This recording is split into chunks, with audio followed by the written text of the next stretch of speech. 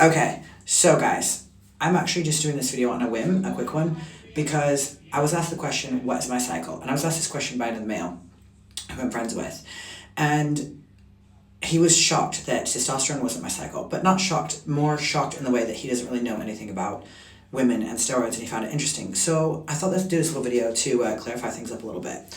So my current cycle, as it stands, is 150 milligram Primo a week, 4IU HGH, and 2 mg GHK. I was taking MOTS-C, but I'm cycling that in a minute. So most peptides are completely safe for women, completely fine. However, steroids, there's a limited amount that women can take.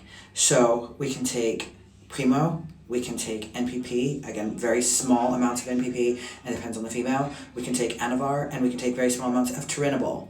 We can also take very small amounts of Winstrol as well. All potentially safe steroids for women. Now, it can boil down to also testosterone. I'm not taking testosterone currently. I have taken testosterone a very, very small amount in the past, and that was when my libido had crashed, and this was actually after I'd stopped a cycle, and my libido completely crashed, and I do not like not being horny, I'm not gonna lie to you. No, but anyway, so I took a very small amount of testosterone, and by small amount, I'm talking one tick, probably equals out to about 10, maybe 20 milligrams. And I do not, if you want to keep your feminine features and you do not want to transition or masculize, say in the face or in the body, etc., I do not recommend very much testosterone, if any, at all. I really recommend against it in at all circumstances. If it comes down to libido purposes, then yes, you can substitute a bit with it, but even now there are some other options where you can use the testosterone patches, the HRT patches, things like that. It's definitely, there's other options if you don't want to go down the test route, which I personally, I very yield and be very, very, very careful with it. I've also seen some women who take Tren.